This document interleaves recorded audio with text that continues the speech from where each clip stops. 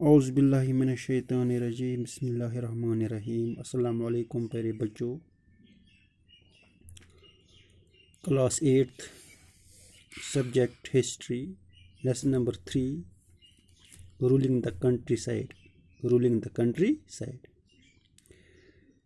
प्यारे बच्चों, हम जो चैप्टर पढ़ रहे हैं उसका नाम है रूलिंग द कंट्री साइड, और हम आज जो नया सब टॉपिक पढ़ेंगे इसी चैप्टर का, जिसका नाम है the Munro system. The Munro system.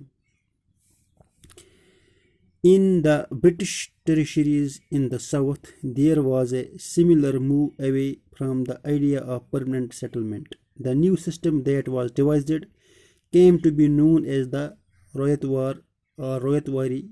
It was tried on a small scale by Captain Alexander Reed in some of the areas that were taken over by the company after the wars with Tipu Sultan. Subsequently developed by Thomas Monroe, this system was gradually extended all over South India.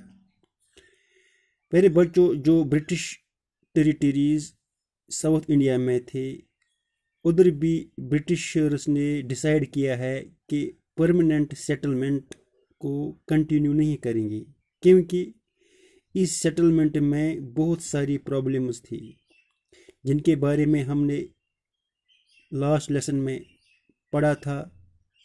तो जो system इधर introduce हुआ, establish हुआ, उसका नाम है रोयतवारी system. उसका नाम है रोयतवारी सिस्टम। ये जो सिस्टम था रोयतवारी सिस्टम, ये कैप्टन अलेक्जेंडर रीड ने एक स्मॉल स्केल में ट्राई कराया था, जो ईस्ट इंडिया कंपनी ने टीपू सुल्तान से लड़कर उनके कब्जे में आई थी। ये जो सिस्टम था, जो कैप्टन अलेक्जेंडर रीड ने स्टार्ट किया था, ये सब्सिक्वेंटली थॉमस मोनरॉय ने डेवलप किया, और फिर ये जो सिस्टम था ये ऑलमोस्ट सारे साउथ इंडिया में इंट्रोड्यूस हो गया। Reed and Monroe felt that in the south there were no traditional zimindars. The settlement, they argued, had to be made directly with the cultivators, royals, who had tilled the land for generations. Their fields had to be carefully and separately surveyed before the revenue assessment was made. Murray thought that the British should act as a paternal father figures, protecting the royals under their charge.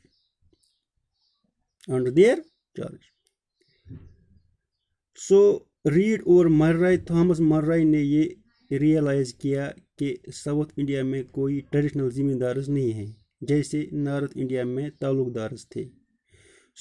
मर्राय settlement को, या फिर रोयतवारी settlement को, इन्हें सीधा cultivator से बनाना पड़ा, या फिर उन कल्टीवेटर्स को रॉयट्स भी कहते थे। इसी वजह से इसी सेटलमेंट का नाम है रोयतवारी सेटलमेंट। ये थॉमस मॉनरॉय ने डिसाइड किया कि जो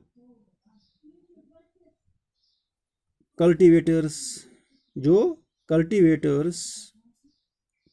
इन कल्टीवेटर्स के या फिर इन रॉयट्स के फील्ड्स हैं, जो इन कल्टीवेटर्स के या फिर इन रॉयट्स के फील्ड्स हैं, खेत हैं, उन्हें बहुत ज़्यादा केयरफुली एग्जामाइन करना पड़ेगा, या फिर इन सारे फील्ड्स को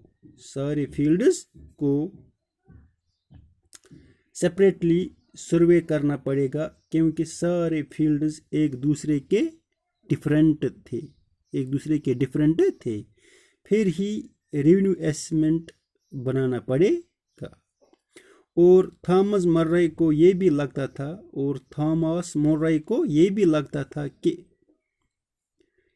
पैटर्नल फादर की तरह एक्ट करना चाहिएगा, या फिर कल्टीवेटर्स की तरह उन्हें प्रोटेक्ट करना चाहिए ज़िम्मेदार से या दूसरे लोकली leaders say.